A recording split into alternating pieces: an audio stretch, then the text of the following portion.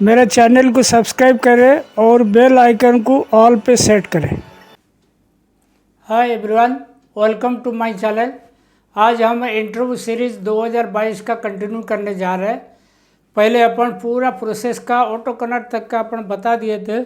अभी हम इसका जनरल पॉइंट जो होता है, जनरल पॉइंट मतलब देखिए, मतलब RH जो है, मतलब रिलेटिव ह्यूमिडिटी हर खाते का कितना कितना होना चाहिए और यूटिलाइजेशन क्या है, कितना स्टैंडर्ड होनी चाहिए, एफिशिएंसी, रिकवरी और किस टाइप का फॉल्ट आता है, वायर पॉइंट क्या यूज होता है, बहुत सारी चीज़ें जनरल में है, वो आज कवर करेंगे। और आपको अगर ये टॉपिक से कुछ फ़ायदा हुआ है तो प्लीज़ मेरा चैनल को कम से कम एक बार इसको ज्वाइन कीजिए। हर महीने का ज्वाइनिंग करना अगर नहीं हो पाता पॉसिबल तो कम से कम एक बार ज्वाइन कीजिए ताकि चैनल का ग्रोथ हो। ठीक है, तो आप लोग भी जुड़े रहेंगे मेरे साथ। उसके बाद देखिए, सबसे पहले इंटरव्यू सीरीज का वही काउंट पैटर्न वही रहेगा, तीनों 16, 20 और 20 CW, 20 KW, 16 KW। अपन डिस्कस कर रहे हैं जनरल पॉइंट के बारे में। जनरल पॉइंट में देखिए, RH स्टैंडर्ड, RH जो है ये बहुत इम्पोर्टेंट चीज़ है। RH अगर गड़बड़ा जाता है पूरा खाता डिस्टर्ब हो जाता है, और पूरा खाता डिस्टर्ब होता है कम से कम 2-3 घंटा लग जाता है नॉर्मल होने के लिए। तो RH बिल्कुल परफेक्ट मेंटेन करेंगे तब जाके सही चलेगा। सबसे पहले देखिए, मिक्सिंग ब्लो रूम, इसका 60 से 65% तक RH रखना है। 65 से ऊपर करने जाओगे तो बीटर जाम होगा, पाइपलाइन जाम होगा, दिक्कत जाएगा। लेकिन 60 से 65 तक रखना ज़रूरी है। ऐसे कार्डिंग, ड्रॉपहेम, सिंप्लेक्स, ये देखो मिक्सिंग ब्लो रूम क्या होता है, जैसे ऐसे शेड रहता है ना मिल का, ये मिक्सिंग ब्लो रूम एक सेक्शन हो जाता है। फिर कार्डिंग, ड्राइंग, सिंप्लेक्स एक सेक्शन हो जाता है, ये वाला। फिर रिम फ्रेम एक सेक्शन हो जाता है, फिर ऑटोकोर एक सेक्शन हो जाता है। इस तरह रहता है ये ब्लो, जो कार्डिंग, ड्राइंग, सिंप्लेक्स, ये हो गया मिक्सिंग और ब्लो रूम।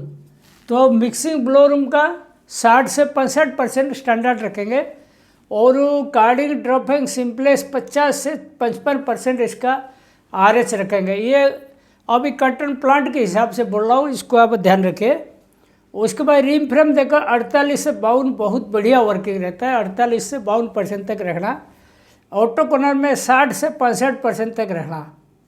वो पैकिंग में 70 से 75% और क्वालिटी कंट्रोल डिपार्टमेंट में 65%। ये स्टैंडर्ड है कॉटन प्लांट का RH रखने का।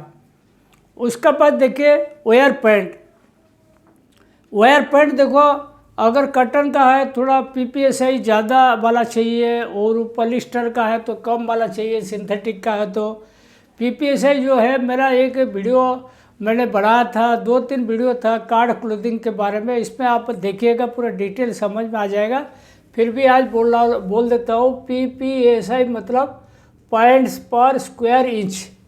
वो PPSI कॉटन में थोड़ा ज़्यादा चाहिए और सिंथेटिक में कम होगा, चल जाएगा। सिलेंडर का देखो, ये P2035Q इंटू 0.40, 952 PPSI का। डॉपर का ऐसे ही N4030Q इंटू 0.85, 388 PPSI का। और फ्लैट टॉप होता है क्यूबेक्स 550, हो गया 550 PPSI का। और जो लिक्रिन है ये 5510, 5500 ऐसे ही रहता है। और यूनिमिक्स का R20/10, फ्लेक्सिकिन का R10/10, ये सब बीटर का और सिलेंडर, डफर, लिक्रिन, फ्लैट का वायर पैंट है। और इसको आपको डिटेल समझना है तो मेरा कार्ड क्लोथिंग वाला वीडियो 3 वीडियो मैंने अपलोड किया था, इसको देख लीजिए, आपको डिटेल में सब समझ में आ जाएगा। इसमें मतलब N का मतलब क्या है, P का मतलब क्या है, Q का मतलब क्या है, सारी सब आ जाएगा। ठीक है। उसके बाद देखिए, ring frame efficiency losses. Efficiency losses जो है, ये हो गया क्या, ट्विस्ट कंट्रैक्शन। अपन यहाँ 3.5% लिया हुआ, ये ज़्यादा तक वार्प काउंट है। अगर आपकी वार्प काउंट नहीं है तो ये 3.5 की जगह कम भी कर सकते हो, 3.2 भी कर सकते हो। लेकिन अपना सारे वार्प काउंट है, इसीलिए मैंने 3.5 किया हुआ, ठीक है। और उसके बाद देखो बोंडा मैंने 2% लिया हुआ, मैक्सिमम लेके चला, तो बढ़िया वर्किंग रहेगा। जैसे 3.5% के आसपास वर्किंग रहेगा तो 2% भी नहीं आएगा, 1.5% में काम चल जाएगा। फिर भी अपन मैक्सिमम लेके चले। और हार्ड वेस्ट देखो 0.6% ले, ये बोंडा हो गया 2%, ट्विस्ट कंस्ट्रक्शन हो गया 3.5%। उसके बाद डॉपिंग लॉस देखो 3.5% लिया। 3.5% इसीलिए लिया, ये सब कोर्स काउंट का है, समझ लो। ये जो 16 काउंट 20 काउंट है, और आप अगर 54 ग्राम का आप अगर पकड़ोगे, एक बॉबिन का ग्राम अगर पकड़ोगे 54 ग्राम होता है, तो अगर 300 ग्राम का भी 300 ग्राम का भी एवरेज 8 घंटा प्रोडक्शन आता है ना, तो 300 में 54 भाग करोगे तो 5.5 डब हो जाता है। 5.5 का 6 डब तक आ जाएगा, कोई 6 डब आएगा, कोई 5 डब आएगा एवरेज। तो एक डफिंग टाइम का 3 मिनट भी पकड़ लो, क्योंकि ऑटो डफिंग मशीन है, तो 2.5 मिनट 3 मिनट में आ जाता है। तो 3 मिनट पकड़ोगे, अगर एक डब 3 मिनट पकड़ोगे तो 6 डब पे 18 मिनट कट जाएगा। तो ये 18 भाग 480 कर दोगे, इंटू 100 कर दोगे, ये आपकी आ जाएगा 3.5% आ जाएगा। तो 3.5% डफिंग लॉस रहेगा।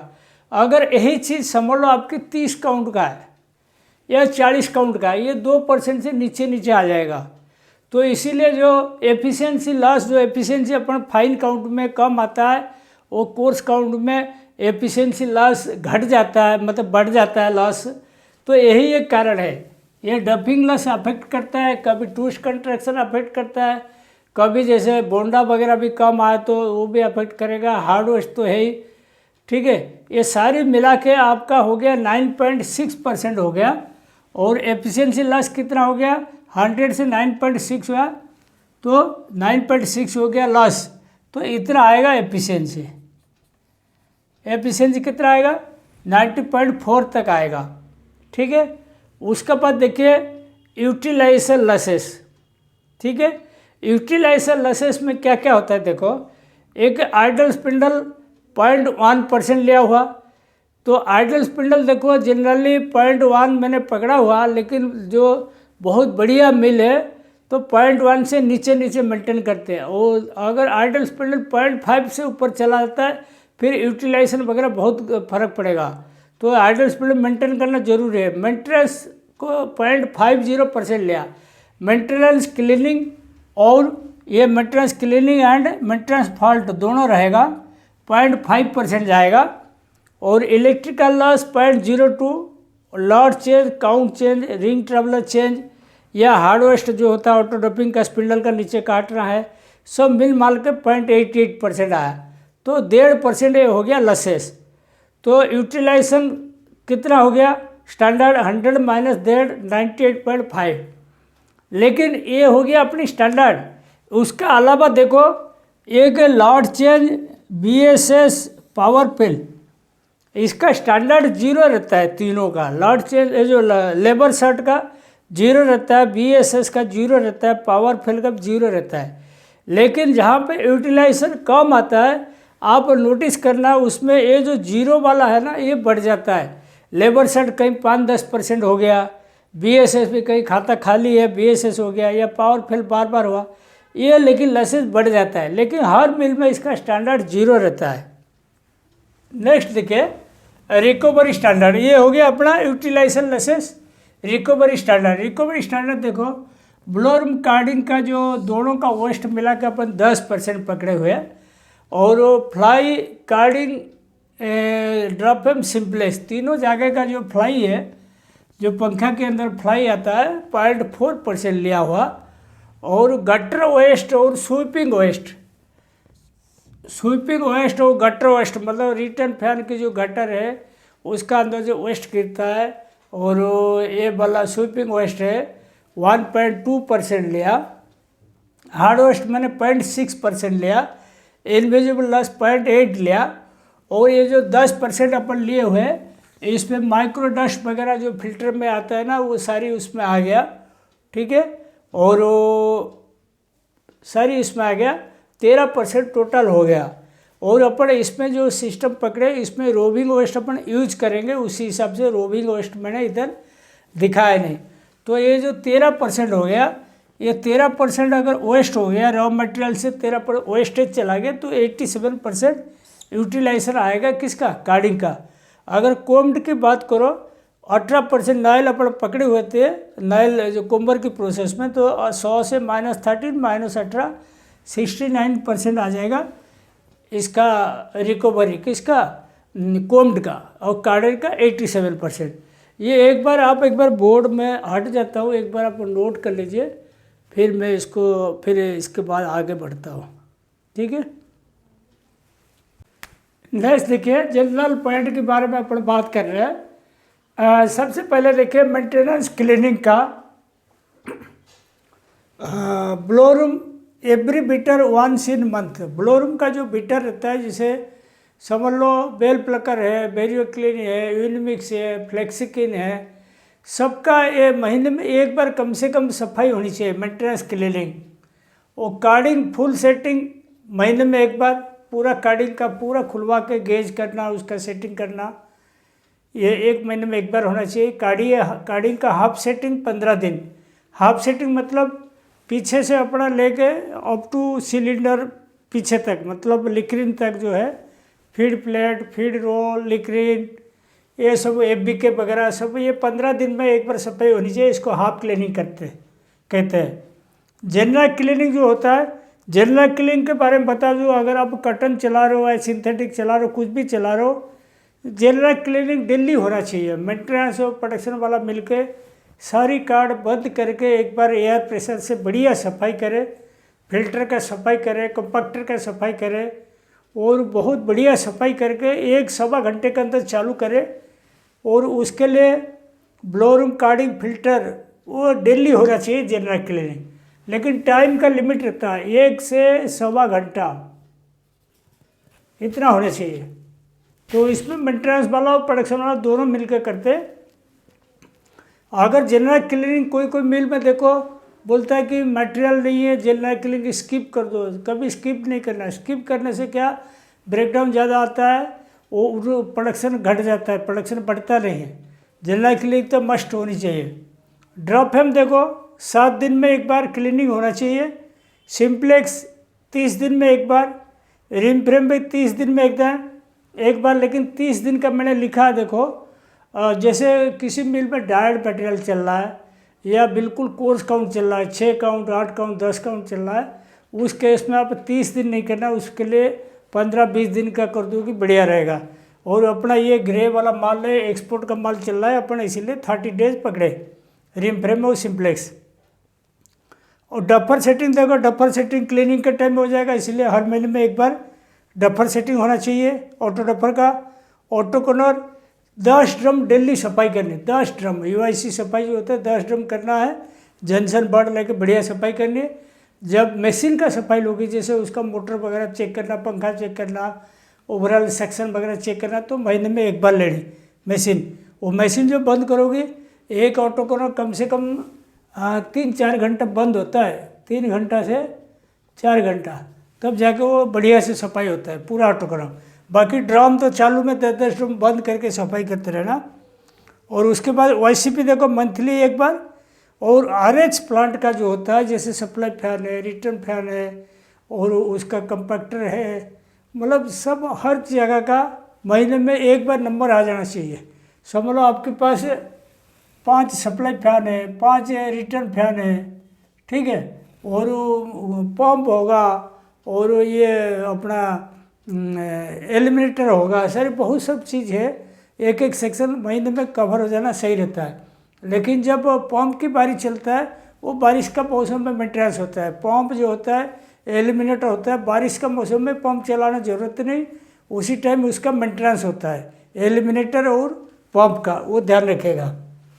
और बफिंग फ्रिक्वेंसी देखिए, ड्रॉप फ्रेम कट्स 15 दिन में एक बार कर दोगे बढ़िया है। और सिंपलेक्स कट्स 3 महीने में, रिम फ्रेम में 2.5 से 3 अगर कटन है तो। अगर सिंथेटिक है तो ये बहुत जल्दी करना पड़ेगा, हर क्लीनिंग में 15-20 दिन में बफिंग करना पड़ता है। और ओमेगा लैब 6 महीना, कुम्बर का भी 6 महीना रखा हुआ। ये हो गया बफिंग शेड्यूल।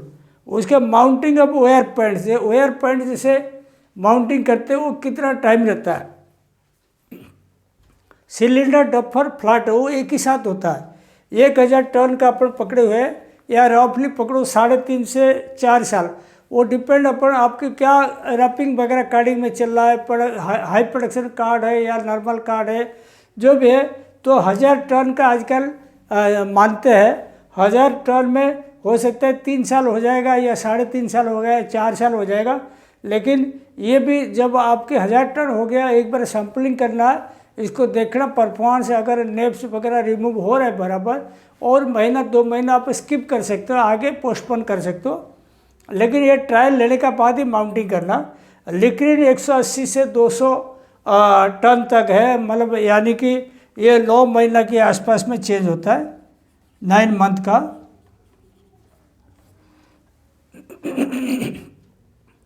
स्टेशनरी प्लाट देखो, जो पीछे वाला स्टेशनरी प्लाट है वो मतलब बिल्कुल जो सबसे नीचे वाला 120 टन में चेंज हो जाता है, उसके ऊपर वाला 180 टन में चेंज हो जाता है या 200 टन में चेंज हो जाता है, और आगे वाला जो स्टेशनरी प्लाट है 180 टन से 240 टन तक माल चलाने के बाद चेंज हो जाता है। जनरल जो बैग वाला स्टेशनरी प्लाट ये जो है ना, ये लिक्रिन माउंटिंग के टाइम पे चेंज कर देते तो बढ़िया रहता है। तो उसी हिसाब से, और ये जो फ्रंट वाला है, ये जो सिलेंडर डफर वगैरह जब माउंटिंग करें उस टाइम चेंज करते, मतलब एक बार ये चेंज होगा ना, ये 2 बार चेंज हो जाएगा, इसके साथ क्लब करके कर देते लोग। तो कुल मिला के माउंटिंग के बारे में मालूम हो गया, बफिंग के बारे में मालूम हो गया, और मेंटेनेंस क्लीनिंग के बारे में मालूम हो गया। उसके बाद और बताते हैं फिर। नेक्स्ट देखिए, अपन जनरल पॉइंट के बारे में बात कर रहे हैं। ऑटोकोनल रिजेक्शन। ऑटोकोनल जैसे कोई कोन बन गया, उसका क्या क्या पॉइंट के ऊपर अपन कोन रिजेक्ट हो जाता है। देखो, विदाउट टेल एंड, मतलब ऑटोकोनल जो स्टार्टिंग से जो धागा मतलब बेस एंड में निकलता है, वो धागा अगर नहीं मिलता तो विदाउट टेल एंड बोलते हैं। और टेल एंड की अगर नहीं होता है तो नेक्स्ट प्रोसेस में उसका कोन का पीछे दूसरा कोन लगा नहीं सकते, मतलब एफिशिएंसी लॉस होगा। तो टेल एंड तो जरूरी है, विदाउट टेल एंड पास नहीं करता कोई। Shade variation. शेड वेरिएशन मतलब ये हो गया, मतलब मटेरियल बराबर मिक्स नहीं हुआ, या डिफरेंट टाइप का कटर मिक्स हो गया, या वेस्ट कुछ गलत डल गया, और ये सब शेड वेरिएशन का ही प्रॉब्लम होता है। और डार्टी कोन से मतलब जो हाथ में कोई तेल ग्रीज लगा होगा, मेंटेनेंस वाला होगा या प्रोडक्शन कोई भी लगा दिया, वो डार्टी कोन होता है, या कोन नीचे गिर गया लेने के टाइम में। और हेवी और लाइट। हेवी लाइट क्या कोन क्या होता है, जैसे आपकी स्टैंडर्ड वोल्ट समझ लो 1.89 रखा, वो कोन 2 किलो के ऊपर हो गया तो हेवी आएगा, या 1.89 है तो समझ लो 18 से नीचे वाला हो गया तो हेवी आएगा, लाइट आएगा। तो कम से कम ये 50 ग्राम की रेंज का होना चाहिए, 50 ग्राम से ऊपर नीचे अलाउ नहीं रहता। Cot end crush end. Cot end मतलब कहीं कोन के ऊपर धागा एक टूटा हुआ दिख रहा है ऐसे, तो ऊपर निकला हुआ, तो वो कॉट एंड में आता है। उसके बाद क्रॉस एंड, उसका जाली जैसा रहता है, मतलब उलझा हुआ जैसे दिखता है कोन के बीच में। और उसके बाद wrong tail end. Wrong tail end मतलब जो अपना जो कोन का जो टेल एंड होता है वो है नहीं, मतलब गलत ये हो गया, मतलब गलत काउंट का हो गया, या गलत कलर का हो गया, या ये सब रॉन्ग टेल एंड रहता है तो दिक्कत जाता है। और लूज और हार्ड। लूज और हार्ड मतलब कोई कोन बिल्कुल पोची रहता है, कोई कड़क रहता है, वो क्या उसकी जो मतलब टेंशन होता है, यान टेंशन प्रॉपर नहीं रहता है, तो हार्ड और लूज कोन भी बनता है। उसका fly on cone. Running fly जो जैसे रिम फ्रेम में चलता है, एटमॉस्फेयर की फ्लाई गिर गया तो कोन में फ्लाई आ गया, या कोन ऑटो कोनर में चलते चलते फ्लाई उड़ के लग गया तो वो कोन आ गया, तो फ्लाई कोन होता है तो वो भी पास नहीं होता। Extra N. एक्स्ट्रा एन मतलब धागे के साथ कहीं पे भी देखो और 1-2 धागा दिखता है, वो एक्स्ट्रा एन रहता है, वो भी खराब है। लो टिप पे। लो टिप पे मतलब रिम फ्रेम से टिप पे कम डला किसी स्पिंडल में, तो वो बॉबिन बिल्कुल शाइनिंग दिखेगा, कोन में भी शाइनिंग दिखेगा, लो टिप पे भी वो रिजेक्ट करना पड़ता है। कंटामिनेशन। कंटामिनेशन मतलब समझ लो किसी कोन में बाल का कंटामिनेशन आया, जुटली का सुतली का कंटामिनेशन है, वो अगर खाली आँख में दिखता है कभी इसको पास नहीं करने देना, रिवाइंडिंग में लगा दीजिए। ये सारी चीज़ का रिवाइंडिंग में आप सही कर सकते हो। और नेपियान, कहीं कोन में नेप से बड़ा नेप से दिखता है, वो भी रिजेक्ट करना पड़ता है। डी शेप, कोन मतलब चलते चलते कहीं एक जगह दब गया, एक जगह मतलब उठ गया, मतलब डी शेप मतलब साइज बराबर नहीं दिखता और दबा हुआ है, उठा हुआ है, ये सब दिक्कत जाता है। डी शेप कोन भी सही नहीं रहता। या कहीं जैसे आधा चला और थोड़ा बाहर निकला हुआ माल या अंदर घुसा हुआ माल, वो डी शेप आता है। उसके बाद देखो रिजेक्शन के बाद यूजेबल वेस्ट में क्या क्या आता है। देखो यूजेबल वेस्ट में लैप एंड ब्लोर में कुम्बर का लैप का टुकड़ा वो यूज करते हैं अपन। स्लाइबर किसका, कार्डिंग ड्रॉपएम कुम्बर सेक्शन। कुम्बर सेक्शन मतलब कुम्बर स्लाइबर, मतलब ओमेगा लैब में भी जो स्लाइबर टूटता है वो कोई भी स्लाइबर स्टेज का वो भी यूज करते हैं। न्यूमाफिल वेस्ट, जो रिम फ्रेम का पंखा वेस्ट होता है, न्यूमाफिल वेस्ट वो यूज कर सकते हो। रोबिंग वेस्ट भी ओपन करके डाल सकते हो। रोबिंग वेस्ट भी यूजेबल में आता है। कोई मिल पूरा एक्सपोर्ट चलाते हैं वो यूज नहीं करते, ये भी आता है यूजेबल में। रोलर बंडा जो फिशर बैग जो बंडा रोलर बंडा छुड़ा के रखता है, वो इसको थोड़ा सा हल्का ओपन करके आप डाल सकते हो, वो यूजेबल में आता है, कोई ऐसा दिक्कत नहीं है। सेलेबल में देखिए ब्लोरूम कार्डिंग ड्रपिंग्स। ब्लोरूम कार्डिंग का जो ड्रपिंग वेस्ट है जो अपन फिल्टर में जाता है, वो फ्लैट वेस्ट ये भी आप बेच सकते हो। और माइक्रो डस्ट भी बेचते हैं लोग, लेते हैं खेती में डालने के लिए, वह कंपोस्ट वगैरह होता है। और उसके बाद वो जलाने के भी काम आता है। कार्डिंग ड्रॉपएम फैन वेस्ट, ये जो कार्डिंग और ड्रॉपएम का जो फैन वेस्ट होता है, जो पंखा के अंदर आता है, जो इसको वेस्ट में जाता है, वो भी अपन बेचते हैं इसको। स्वीपिंग वेस्ट में झाड़ू के साथ जो जाता है, और हार्ड वेस्ट, ये सारी चीज़ अपन बेचते हैं, ध्यान रखना, और ये यूज करते हैं। और स्टैंडर्ड एफिशिएंसी देखो, ब्लोरूम लैब फीड में 85% लैब फीड का ब्लोरूम है तो, और वो कार्डिंग लैब फीड का 85% और कार्डिंग एरोफीड का 90%। ये स्टैंडर्ड एफिशिएंसी इतना अचीव होना चाहिए। ड्रॉपएम ब्रेकर 80%, ड्रॉपएम फिनिशर 85%, सिंप्लेक्स छोटी बॉबिन है 85%, बड़ी बॉबिन है 90%, ओमेगा लैप 70%, कोम्बर 94%। अगर आपकी ऑटो पीसिंग है और सर्वो लैप सिस्टम है तो 1-2% ज़्यादा ला सकते हो। रिम फ्रेम 80 से 95% आज पर काउंट बिल्कुल कोर्स है तो 80 क्या 75 तक भी आ जाएगा। काउंट बिल्कुल फाइन है तो 95-96 तक भी आ जाएगा। रिम फ्रेम का हो गया काउंट के हिसाब से। ऑटो कॉर्नर भी देखो 70 से 80% आज पर काउंट एंड मटेरियल, कौन सा टाइप का मटेरियल है और क्या क्या काउंट चला रहे हो उसके ऊपर है। अच्छा, ये जो जनरल पैंट का जो इंटरव्यू के लिए जो अपन जनरल पैंट का पूछते हैं, इसमें मैंने लगभग कवर कर लिया, लेकिन मेरा कुछ मतलब खास वीडियो है जो आपको पूरा देखनी पड़ेगी। और ये जो वीडियो का लिंक है हम लोग डिस्क्रिप्शन में दे देंगे, आप इसको ज़रूर देखिएगा। ये जो इंटरव्यू सीरीज़ का अपन जो वीडियो बनाया उसके अलावा वो जो डिस्क्रिप्शन में जो दिए हुए सारी वीडियो देखने का, ताकि आपकी पूरा फंडा क्लियर हो जाएगा। क्लियर होने के बाद आप इंटरव्यू देने की काबिल हो जाएंगे। और आज का वीडियो यहीं पे समाप्त करता हूँ। Thank you.